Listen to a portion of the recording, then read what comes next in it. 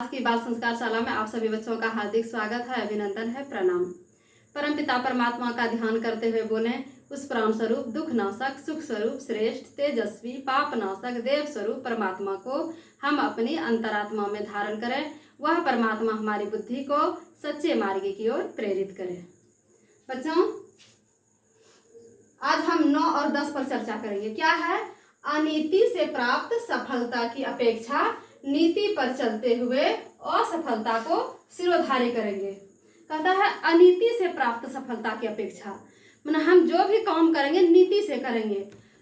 अनीति से अगर कोई बहुत पैसा कमा लिया है, बहुत बड़ा हो गया है, तो उसको हम श्रेष्ठ नहीं मानेंगे। जो कम ही कमाया है लेकिन नीति पे चलते हुए कमाया है, ईमानदारी से कमाया है, उसे ही हम महान मानेंगे।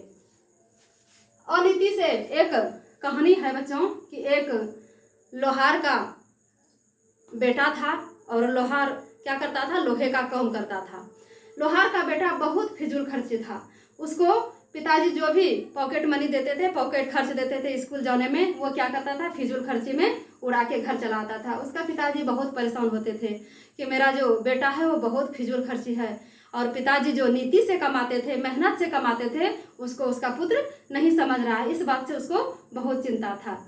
एक दिन क्या हुआ, बेटे को बोला, बेटा तुम इतना फिजूल खर्ची करते हो, एक दिन अपना पैसा कमा के जरा खर्च करके देखो तो पता चलेगा कि कितना मेहनत होता है पैसा कमाने में। तो पिताजी को बोला ठीक है, हम आपको पैसा कमा के देंगे। वो क्या किया, एक दिन माँ का पैसा चोरी करके ले लिया और पिताजी को दे दिया। पिताजी क्या किए, वो पैसा को लिए और फिर आग, लोहा जो था, आग हमेशा जला हुआ रहता था भट्टी पर, लोहा तिबा तिबा के पीटते थे, औजार बनाते थे, तो वही भट्टी में वो पैसा फेंक दिए। तो उसके पुत्र को किसी तरह नहीं लगा। तो पिताजी समझ लिए कि ये अनीति का कमाई है, ये नीति से मेहनत से कमा के नहीं लाया है। बोला कि नहीं, ये तुम्हारा अनीति से कमाया हुआ पैसा है, ये तुम्हारा ईमानदारी से कमाया हुआ पैसा, परिश्रम से कमाया हुआ पैसा नहीं है। दूसरे दिन वो क्या किया, एक दोस्त का ले लिया पैसा, दोस्त से उधार मांग के लेते आया, कर्ज लेके ले आया, और पिताजी को बोला कि पिताजी देखिए हम फिर आज 10 रुपया कमा के आए हैं। पिताजी फिर उसके हाथ से लिया और भट्टी में फेंक दिया। पिताजी समझ गए कि आज भी ये नीति से कमा के नहीं लाया है। बोला कि नहीं, आज भी तुम्हारा पैसा नीति का नहीं है, जाओ। फिर दूसरे दिन फिर वो क्या किया कि कहीं से फिर उधार लेके चला आया। फिर पिताजी वैसे ही किए। एक दिन सोचा कि नहीं, अब ऐसे काम नहीं चलेगा। पिताजी को पता नहीं कैसे चल जाता है कि हम मेरा जो कमाई है वो पिताजी को समझ में आ जाता है कि मेरा नीति से कमाई है। अब हम क्या करें? चलो भाई, तब हम कामें करके देखते हैं। एक दिन क्या हुआ, बेचारा दिन भर मजदूरी किया, खेत में काम करके वो 10 रुपया कमा के लाया, और पिताजी को आके बोला कि लीजिए पिताजी, हम ईमानदारी से नीति से कमा के ये पैसा लाए हैं। तो जैसे ही आग में फेंकने लगा, उसका बेटा दौड़ते हुए आया, बोला नहीं पिताजी नहीं, आप ऐसा नहीं कर सकते, ये मेरा मेहनत का मजदूरी है, बहुत मेहनत से हम 10 रुपया कमाए हैं, आप इसको आग में नहीं फेंक सकते। उसका हाथ जाके रोक लिया। पिताजी बहुत खुश हुए, बोले कि हाँ बेटा देखो, यही है अनीति से कमाया हुआ धन और नीति से कमाया हुआ धन में। अगर तुम ये नीति से कमा के आया है तो तुमको इसका दर्द है कि ये पैसा हम इतना मेहनत से कमा के लाए हैं, ये बर्बाद नहीं हो जाए। उसी तरह हमको भी होता है कि हम जो इतना मेहनत करके पैसा कमाते हैं, मेरा पैसा बर्बाद नहीं हो, मेरा पैसा सत्कर्म में लगे, अच्छा काम में लगे। तो क्या है, उसी तरह हम लोगों को भी नीति पर चलते हुए कम ही कमाएंगे लेकिन नीति से चलते हुए पैसा कमाएंगे।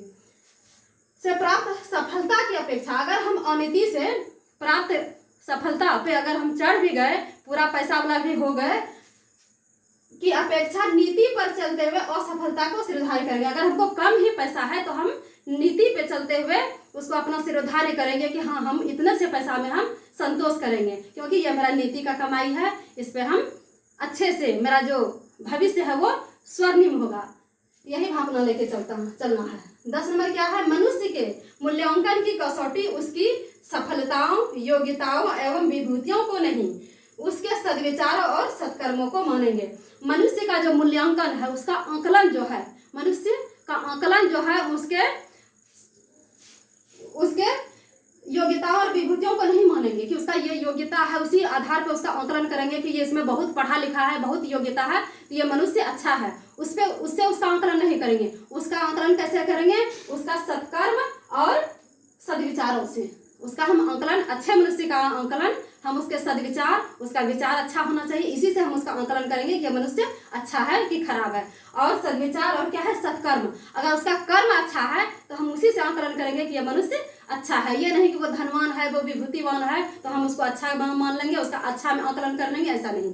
हम क्या करेंगे, सत्कर्म और सदविचार को श्रेष्ठ मानेंगे, उसका कर्म को श्रेष्ठ मानेंगे। बच्चों आज बस इतना ही। प्रणाम, शांति, समाप्ति। बोलिए भारत माता की जय, भारतीय संस्कृति की जय, अच्छे संस्कारी गुणवान बच्चे की जय। हम सुधरेंगे, युग युग सुधरेगा, हम बदलेंगे, युग बदलेगा। युग बदलेगा। प्रणाम।